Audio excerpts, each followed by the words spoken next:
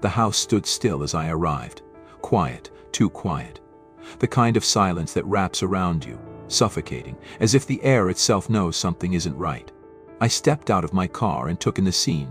A small suburban home, neat and unassuming, the kind of place where nothing bad should ever happen. But today, it felt heavy with the weight of what I had been called to investigate. Neighbors lingered at a distance, their faces etched with concern and curiosity. Their whispers carried snippets of disbelief, words like perfect couple and impossible. But inside, behind that pristine facade of the undeniable proof that perfection was a dangerous lie. The officer at the door nodded grimly as I approached. "Inside," he said simply, stepping aside to let me through. I didn't need more words. The scene spoke for itself. The living room was eerily tidy, but it was the centerpiece that commanded attention. She sat there, in a chair by the fireplace, her posture unnaturally stiff, as if frozen mid-thought. Her hands were bound to the armrests, her head tilted unnaturally to one side, and her lifeless eyes stared at nothing. Priyanka Gupta, the wife, the teacher, the woman everyone described as kind and loving, was gone. I forced myself to take in every detail, every shadow and smudge that might later matter. Her neck bore a deep wound, clean and deliberate, the kind that doesn't come from hesitation. Blood pooled at her feet, dark and congealed, its smell mingling with the faint scent of burnt wood from the unused fireplace. A faint trace of something metallic lingered in the air, sharp and bitter. No signs of a struggle. No overturned furniture. No scattered belongings. Whoever had done this, I thought, had been methodical. They hadn't come to ransack. They'd come to kill. I turned to the officer beside me. "The husband?" I asked, though I already knew the answer. He gestured toward the kitchen, where a man sat slumped at the table, his face buried in his hands. "Satish Gupta." The husband. He was shaking, his shoulders trembling with what seemed like grief, but there was something calculated in his stillness. Something off. I approached him cautiously, pulling a chair out across from him. "Mr. Gupta," I said, keeping my voice low but firm. He didn't look up. "Can you tell me what happened?" He exhaled sharply, a sound somewhere between a sob and a gasp, and lifted his head. His eyes were red but dry. I don't know. I was out on my morning run. She called me, said something about two men outside, asking for old newspapers." His voice cracked. "I told her to stay inside, that I'd come right back. But when I got here, she..." His words trailed off, his gaze falling to the floor. It sounded rehearsed, too polished for a man whose world had just fallen apart. I leaned back, studying him. His clothes were damp with sweat, consistent with his claim of a morning run. But his hands were spotless, too clean for a man who claimed to have found his wife in such a state. "Did you touch anything when you came in?" I asked. He shook his head. "No, I called for help right away." I nodded, my mind racing. "And these two men she mentioned, did you see them?" "No," he said quickly. "They must have left before I got here." Too quick. Too convenient. I made a mental note to check the neighbors' accounts, to see if anyone else had noticed strangers in the area. Something told me they hadn't. I stood and moved back to the living room, signaling to the forensics team to begin their work. One of them, Patel, nodded and stepped forward, carefully photographing the scene. Another officer handed me a plastic evidence bag containing a set of gloves and a knife, both found tucked under the stairs. The knife was clean, wiped down, but the gloves bore faint traces of blood. I turned the gloves over in my hands. They were generic, the kind you'd find at any hardware store. But the size. Large, too large for Priyanka. My gaze flickered back toward Satish in the kitchen. His hands were resting on the table, palms down. Large hands. The pieces were beginning to form a picture, though the edges were still blurred. I needed more. More evidence. More truth. But in my gut, I already knew. The perfect family wasn't perfect at all. I took one last look at Priyanka, still sitting in that chair, her warmth and light extinguished by the darkest of human impulses. Whatever had happened here, she deserved justice. And I would find it. The crime scene was sealed off, the officers outside working to keep the growing crowd of onlookers at bay. Inside, the air was thick with the hum of forensic equipment and whispered exchanges among the team. Each movement felt deliberate, careful not to disturb the fragile evidence left behind. The case was a puzzle, and every detail needed to fit together perfectly to reveal the truth. I turned my focus back to the room, observing the details with renewed scrutiny. The scene was too pristine. Whoever had done this had left no trace of panic or haste.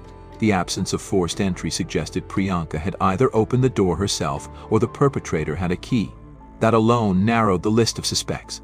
In the corner, Patel worked meticulously over the gloves and knife, his gloved hands steady. He paused and called me over, his expression grim. "Blood residue on the gloves," he said, handing me the preliminary report. "It matches the victim's blood type, but there's more. Faint traces of sweat on the inside. If we can pull DNA, it could tell us who wore them." I nodded, feeling a faint flicker of progress. "Good. What about the knife?" "Clean. Wiped down thoroughly. No prints, no smudges. Whoever used it knew what they were doing." I glanced toward the table where Satish had been sitting earlier. He was no longer there, having been escorted to the precinct for further questioning. His absence left a void in the house, but his presence lingered in every detail that felt too calculated, too deliberate. The forensics team continued their sweep. In a drawer beneath the television, they discovered a stash of cash neatly bundled, untouched. A robbery gone wrong didn't make sense anymore. Why leave behind valuables that could have easily been taken? On the bookshelf, nestled among rows of carefully arranged novels, I spotted something unusual, a framed photograph. It was a candid shot of Satish and Priyanka, their smiles radiant. But my attention was drawn to the handwritten inscription along the bottom of the frame, "Forever." I handed the photo to Patel, noting the date on the back. It was recent, just a month ago. "Bag this," I said. "It might not seem like much, but it could tell us more about their relationship." We moved to the kitchen next, a room that felt oddly out of place. The counters were spotless, the sink empty, not even a stray dish in sight. It was as though life had been scrubbed away along with any potential evidence. But near the trash bin, a faint stain caught my attention. "Here," I said, pointing it out to Patel. "It looks like blood." He crouched down, taking a sample. "It's faint, but it could be from something that was wiped clean." "Or someone," I murmured. The officers outside were canvassing the neighborhood, questioning every resident within sight. The accounts that trickled in were as expected. No one had seen or heard anything unusual. The alleged paper collectors Priyanka had mentioned were conspicuously absent from anyone's recollection. It was as though they'd never existed. By the time I stepped outside, the sun was high in the sky, casting harsh shadows across the quiet street. I spotted Officer Rao approaching, his face lined with frustration. Neighbors confirmed they didn't see anyone suspicious, he reported. No one knocked on their doors. No collectors, no strangers. "Then it's likely they were never here," I said. "The question is, why would Priyanka make that call? Do you think she was lying?" I shook my head. Not lying. More likely she was scared. She might have known the person she was describing wasn't a stranger. Or maybe she was creating an excuse to call for help without saying too much. Rao frowned, his gaze shifting toward the house. "You think she knew the killer?" "It's starting to look that way," I replied. The investigation turned to Satish's alibi. The timeline he provided didn't add up. He claimed to have been on his morning run when Priyanka called him, but traffic camera footage from his usual route revealed no sign of him during the time he claimed to have been out. Instead, his phone's GPS data placed him near the house for much longer than he admitted. Back at the precinct, Satish sat in the interrogation room, his expression stoic but his hands betraying subtle tremors. I entered, carrying the evidence we'd gathered so far. "Mr. Gupta," I began, placing the photograph on the table in front of him. "Do you recognize this?" His eyes flickered to the picture, then back to me. "Of course. That's from our anniversary. Priyanka loved it. And the inscription 'Forever.' What did that mean to you?" His jaw tightened. "It meant we were committed. We were happy." "Happy?" I repeated, leaning forward. "Then why didn't your timeline match up? Why does the evidence suggest you were near the house when you claimed to be elsewhere?" He stiffened, his knuckles whitening as he gripped the edge of the table. "I don't know what you're implying, but I had nothing to do with this." I held his gaze, unflinching. "Then you won't mind explaining why your fingerprints were found on the gloves we recovered? Or why Priyanka's call was routed to the same cell tower your phone was connected to?" The silence that followed was deafening. Satish's composure began to crack, his facade crumbling under the weight of mounting evidence. He opened his mouth to speak, but no words came. For now, the truth remained just out of reach. But the pieces were coming together, and it was only a matter of time before the whole story was revealed. The precinct was quiet, except for the hum of overhead lights and the occasional shuffle of papers. Satish sat across from me, his expression taut, a man wrestling with unseen demons. The evidence against him was mounting, and he could feel the walls closing in. I leaned forward, placing a photo on the table. It was one of the items discovered tucked under the cushions of the sofa, showing Satish and Priyanka at a recent event, both smiling. The warmth in their expressions felt at odds with the tension in the room. "Tell me about this," I said, keeping my tone even. Satish glanced at the photo, then away. It was from our anniversary party. "We were happy," he replied, his voice strained. "Happy," I echoed. Yet, every account we've gathered tells a different story. Tension over family, over finances, over her independence. Why don't you tell me what really happened? He shifted uncomfortably, his eyes darting to the camera in the corner of the room. "What are you implying?" he asked, his voice rising slightly. I let the silence stretch, watching him closely. He was cracking, and it wouldn't take much to break him. I placed another piece of evidence on the table, a copy of the GPS log from his phone, showing he hadn't left the area when he claimed to be out running. "You see this?" I said. "Your phone places you here near the house at the time Priyanka made that call. The story you gave us doesn't hold up." He swallowed hard, his Adam's apple bobbing. "I went back," he admitted finally, his voice barely above a whisper. "I was worried when she called, but when I got there, the door was locked. I thought she'd overreacted, so I went to the office to get the spare key."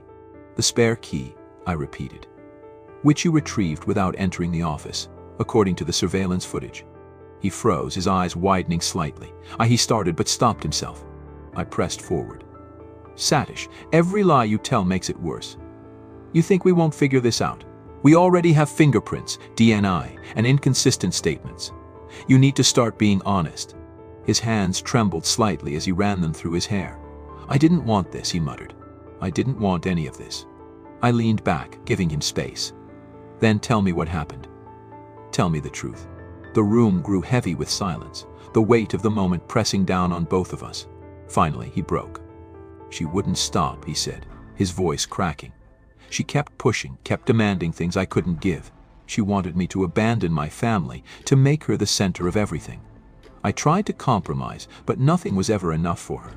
His words came faster now, tumbling over each other. "That morning we argued. She said things, terrible things, about my parents. She said I'd never be a real man until I cut ties with them. I lost control." I remained silent, letting him continue. "I didn't mean to hurt her," he said, tears streaming down his face. "But she wouldn't stop screaming. I tried to calm her down, but she just kept going, kept pushing me. And then," his voice broke, and he buried his face in his hands. It was like something snapped inside me. I grabbed the rope, tied her to the chair. I thought if she couldn't move, she'd have to listen. But she didn't. She kept fighting me, kept yelling. I didn't mean to tighten it so much. I didn't mean to." He trailed off, sobbing into his hands. The confession was raw, chaotic, filled with the jagged edges of guilt and regret. "Why stage it as a robbery?" I asked after a moment. "I panicked," he said, his voice muffled. "I thought if it looked like someone broke in, they wouldn't look at me. I took some cash, hid the jewelry, but I didn't even take it out of the house. I wasn't thinking." I nodded slowly, the pieces falling into place. "Satish, you need to write this down," I said, sliding a notepad and pen across the table. "Every detail, exactly as it happened." He hesitated, then took the pen with shaking hands. As he began to write, the weight of his actions seemed to settle over him, his shoulders slumping under the burden. In the next room, my team watched through the one-way glass, their expressions grim. The confession was only the beginning. There would be trials, hearings, and years of fallout. But for now, we had the truth, or at least as much of it as Satish was willing to share. When he finished, I collected the notepad and stood. "This isn't the end for you," I said, my tone softer now. "But it's a step toward making things right." He didn't respond, his gaze fixed on the table in front of him. As I left the room, the weight of the case settled over me. Justice was coming for Priyanka, but it wouldn't erase the pain her family would endure or the questions they'd carry for the rest of their lives. The perfect family facade had been shattered, revealing the cracks that had always been there, hidden just beneath the surface. The days after Satish's confession were a whirlwind of activity. Every detail he provided was scrutinized, cross-referenced, and verified. It was my team's job to ensure no stone was left unturned.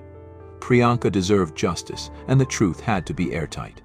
The first task was reconstructing the sequence of events leading up to her murder. Forensic evidence from the scene was critical. The nylon rope used to bind her, the knife with traces of her blood, and the fingerprints on the chair where she was tied all pointed to Satish. His confession filled in the gaps, but the evidence had to corroborate his story. The gloves we'd found under the stairs bore faint traces of Priyanka's blood. Satish's fingerprints on the inside of the gloves tied him directly to their use. The pack of cigarettes left near the crime scene turned out to be a decoy, a failed attempt to mislead investigators. Satish had bought them at a local shop 2 days prior, an item completely out of place in a non-smoking household. We retraced Satish's movements on that fateful morning using CCTV footage and eyewitness accounts. His route seemed ordinary, leaving for his run, returning home, and eventually going to his parents' house. But the timeline betrayed him. Surveillance footage showed him leaving his home far later than he claimed. He had lied about the time of Priyanka's call, fabricating a scenario to support his alibi. The community that once supported Satish's vigil outside the precinct was now divided. Some couldn't reconcile the image of the grieving husband with the man who had strangled his wife. Others insisted there must be more to the story, that something or someone had pushed him to the edge. But the evidence was clear. As the days wore on, new pieces of information only solidified Satish's guilt. Forensic analysis revealed no signs of forced entry, as we had suspected. Priyanka had known her attacker. The missing cash, which he claimed had been stolen, was found neatly hidden in a drawer in their bedroom, a final attempt to mislead us into believing his carefully staged burglary. Interviews with Priyanka's family painted a fuller picture of her life with Satish. While outwardly harmonious, their relationship had cracks no one wanted to acknowledge. Priyanka's parents revealed how she had confided in them about Satish's controlling behavior, his growing resentment over her independence, and their escalating arguments about his family's influence. She always wanted to make it work, her mother had said during an interview, her voice trembling with grief. She thought if she gave it time, things would get better. But she was wrong. Satish's own family was less forthcoming. They denied knowledge of any tension between him and Priyanka, insisting he was a devoted husband.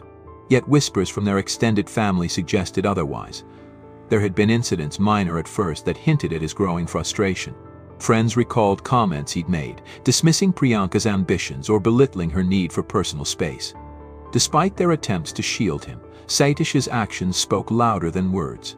Every detail of his plan, from the staged robbery to his fabricated timeline, demonstrated premeditation. He hadn't snapped in a moment of passion. This was cold, calculated murder. The autopsy report provided grim clarity. Priyanka's death had been slow and deliberate. Strangulation marks on her neck showed prolonged pressure, indicating she had struggled. The knife wounds, while non-lethal, were evidence of a disturbing level of control and cruelty. She hadn't just been murdered, she had been silenced. With the case nearing completion, I reflected on the duality of Satish's persona. To the world, he had been a devoted husband, a grieving widower desperate for justice. Behind closed doors, he harbored resentment so deep it had turned lethal. It was a reminder that appearances could be deceiving, that the truth often lay buried beneath layers of deception. The day Satish was officially charged, I watched him as he was led into the courtroom. His shoulders were slumped, his face devoid of emotion. The weight of his actions had finally caught up to him. But as I looked at Priyanka's parents sitting in the front row, their grief etched into every line of their faces, I knew this was only a small step toward healing. The trial would be long, and the headlines would dissect every detail of their lives. But for me, the case was about more than the man in handcuffs. It was about Priyanka, a woman who had been reduced to a footnote in her own story. It was about her voice, silenced but still echoing in the evidence we had pieced together. As I left the precinct that night, the streets of the city stretched out before me, quiet and unassuming. Somewhere behind another closed door, another story like this might be unfolding. It was a sobering thought, one that would follow me for years. But for now, Priyanka's story had been told, and her killer would face justice. The courtroom was packed, the air heavy with the weight of what had unfolded. Satish sat at the defendant's table, his face pale and his eyes fixed on the floor. Across the room, Priyanka's parents sat quietly, their grief masked by a determined stoicism. This was the day they had been waiting for, the culmination of weeks of investigation, endless hours of questioning, and a relentless pursuit of justice. As the prosecutor laid out the case, the jury sat riveted, each detail painting a grim picture of premeditation and cold-blooded murder. The nylon rope, the gloves, the staged robbery, all pieces of a puzzle that revealed the man behind the facade. Satish's carefully crafted alibi unraveled under the scrutiny of evidence and logic, exposing the depths of his deceit. The testimony of Priyanka's parents was perhaps the most poignant. Her mother described a daughter full of life and ambition, someone who believed in building a future with the man she loved despite their differences.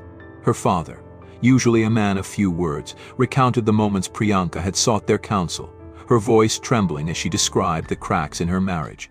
Their words struck a chord, not just with the jury, but with everyone in the room. Satish's defense attempted to portray him as a man driven to desperation, a victim of circumstance and emotional turmoil. They argued that the pressures of maintaining a marriage under societal expectations had pushed him to the brink. But the evidence was irrefutable. The prosecution countered every claim with meticulous precision, their case bolstered by forensic findings and Satish's own inconsistencies. The moment of sentencing arrived with an intensity that made the air in the room almost unbearable. The judge's voice was firm, yet laced with the gravity of the decision being handed down. Satish was sentenced to life imprisonment without parole, a punishment befitting the heinous crime he had committed. As the verdict was read, Priyanka's parents held each other tightly, their faces a mix of relief and sorrow. Justice, though served, could never bring their daughter back. For them, the trial was a necessary chapter, but not the end of their pain. It was a resolution, not a closure. The case sent shockwaves through the community. Holy Mount, once a neighborhood defined by its quiet charm, became a symbol of hidden turmoil and fractured lives. Neighbors spoke in hushed tones about the couple they thought they knew, struggling to reconcile the image of Satish as a friendly, unassuming man with the reality of his actions. The media latched onto the story, dissecting every angle, every detail. Some commentators focused on the pressures of societal expectations and arranged marriages, while others questioned the warning signs that had been missed. Priyanka's life, her ambitions, and her tragic end became a cautionary tale, a story that resonated far beyond the walls of the courtroom. For me, the case was a stark reminder of the fragility of human relationships and the devastating consequences of unresolved conflict. It reinforced the importance of vigilance, of looking beyond appearances to uncover the truths that often lie hidden in plain sight. As I left the courthouse that day, the weight of the case lingered. It wasn't just the end of an investigation, it was the end of a life, a future cut short by anger and betrayal. The streets of Bangalore stretched out before me, bustling with life, each person carrying their own stories, their own secrets. And somewhere among them, perhaps, lay the next case waiting to unfold. Justice had been served, but at a cost that no sentence could ever repay. For Priyanka, for her family, and for the community, the scars would remain a haunting reminder of what had been lost and the truths revealed too late.